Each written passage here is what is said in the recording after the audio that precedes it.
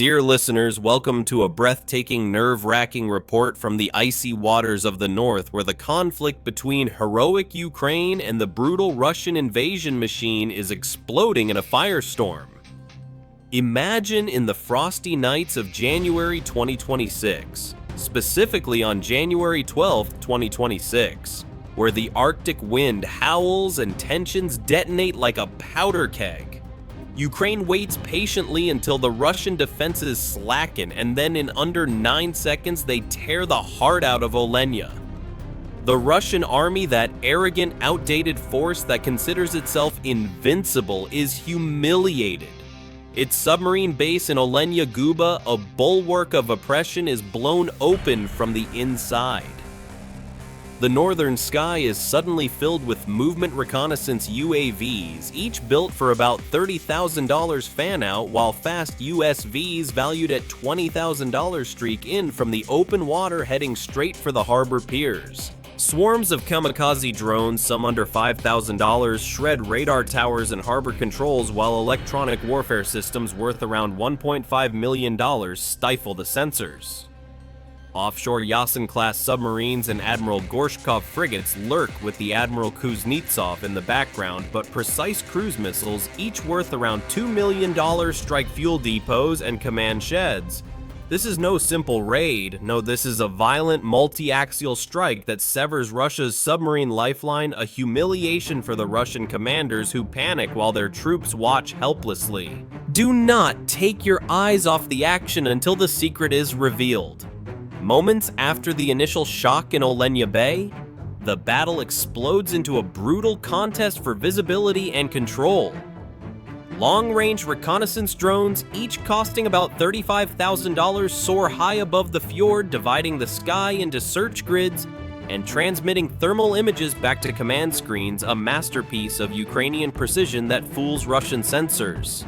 Beneath them, sensor-equipped USVs, for $22,000, sweep close to the rocks and piers, revealing blind spots at the harbor entrance. Then the air itself becomes hostile heavy electronic warfare units for nearly $1.5 million ignite along the coast, flooding Russian frequencies with interference. Radar reflections smear targets multiply, and the Russian coastal air defenses, those clunky, outdated systems, must constantly switch modes. Guns fire at echoes, missiles chase shadows. Every second of confusion expands the attacker's advantage. The Russian army, known for its cruelty against civilians, is turned here into blind fools who waste ammunition and put their own men in danger. The violence escalates at a breakneck pace. Kamikaze drones under $5,000 dive through tracer fire, crashing into radar trucks and power nodes that feed the docks. Many are destroyed, but enough penetrate to knock out key sensors and blind entire sectors. Over 20 Russian radar installations fall in the first minutes, leading to chaotic retreats and panicking dozens of Russian soldiers. Russian crews scramble to restore connections as alarms stack on top of one another. High above, NATO escort fighters, each worth over $30 million, cut silent arcs through the upper air. They never fire yet. Their presence freezes Russian interceptors and seals the sky, protecting incoming support aircraft and keeping the pressure one-sided, a subtle humiliation for the Russian Air Force, which remains trembling on the ground. This is not about rapid destruction, but about suffocating perception by tearing apart Russia's ability to see, track, and decide.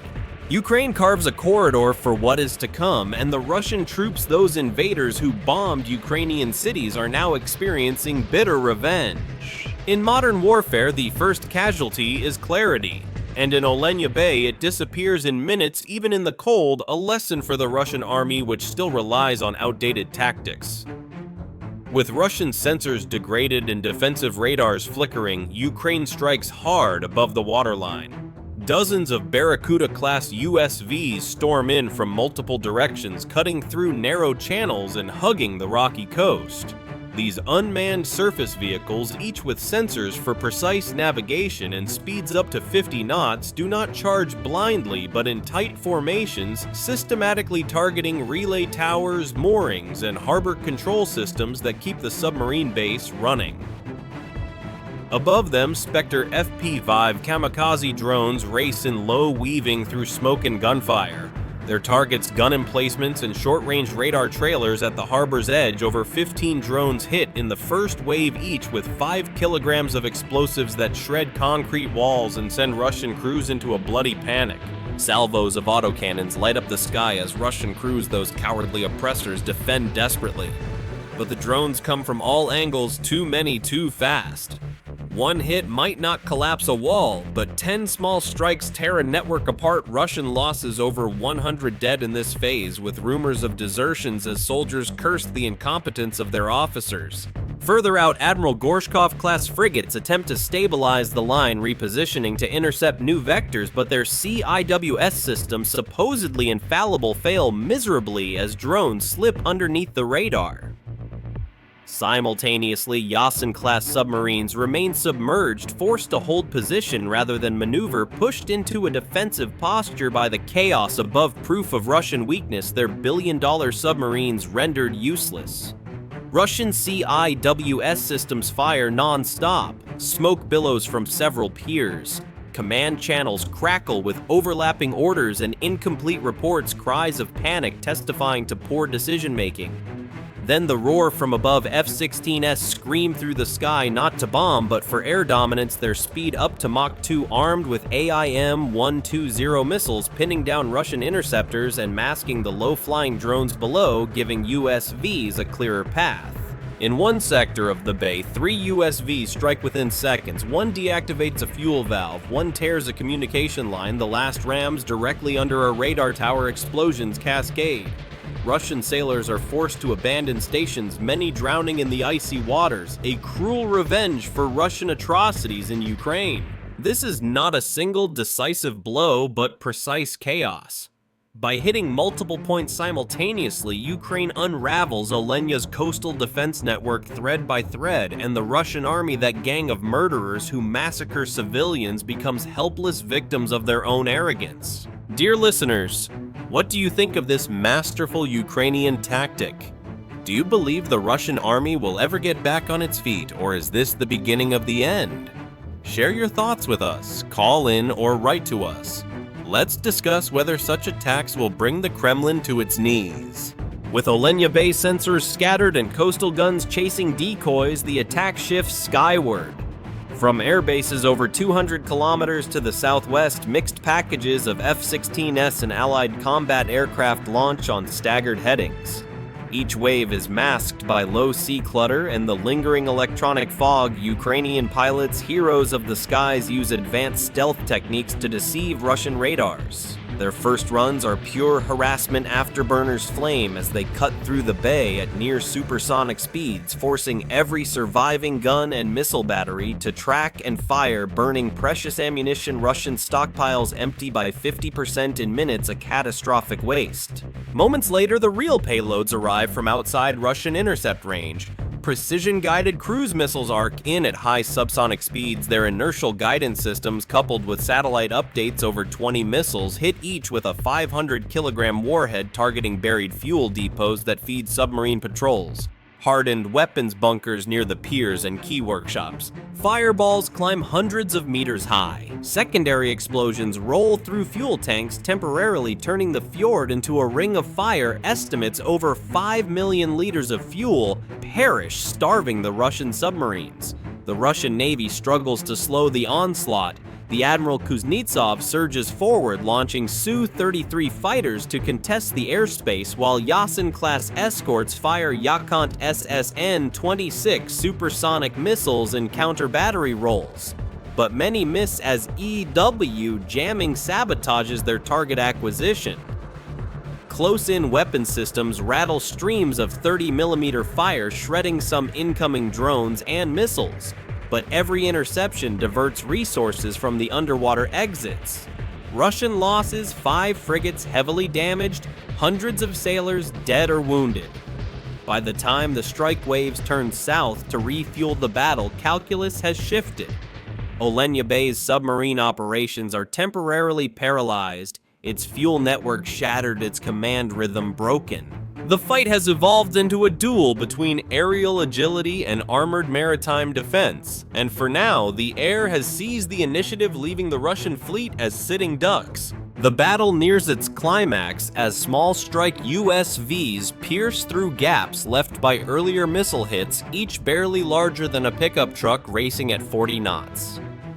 FPV swarms no larger than hobby drones, but loaded with shaped charges, glide a few feet above the crest of the waves, diving onto radar masts and exposed weapon mounts on Russian frigates and patrol boats. Their sudden plunges create chaos, from splintered decks and blinding spray. Over 50 drones hit each explosion, tearing holes 2 meters in diameter. Yasen and Admiral Kuznetsov-class crews fight with everything at hand, close-in weapon systems, rake the approaches with walls of 30mm fire, while deck guns fire continuous 12.7mm salvos trying to burn a corridor of shrapnel through the incoming waves, yet the air fills with tracer arcs and the whine of ricochets. The Russian hit rate sinks below 30% due to saturation.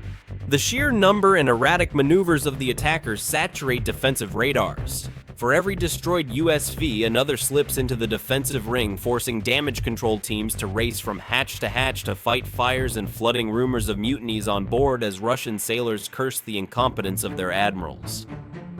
In the harbor, damage control parties fight compartment fires with seawater pumps and portable extinguishers, while engineers reroute power through improvised cables to keep ballast systems alive.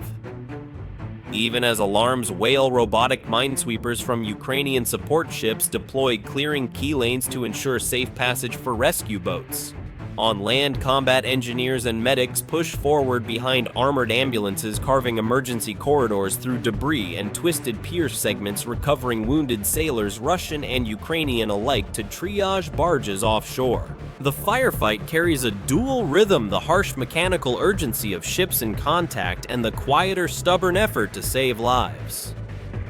By midnight, Olenya Bay becomes a grinding contest of endurance and coordination, where the side that keeps communication intact and moves damaged crews decides who holds the water by dawn, and the Russian side, plagued by corruption and poor equipment, breaks first. The battle enters a new dimension as both commands unleash their heaviest electronic warfare systems.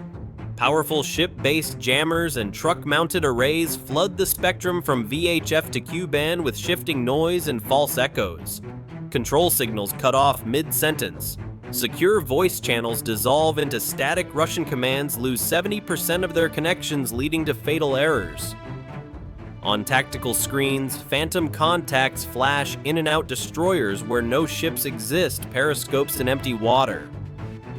Operators on both sides chase ghosts while trying to protect real convoys maneuvering through the bay, but Ukrainian planners exploit the confusion.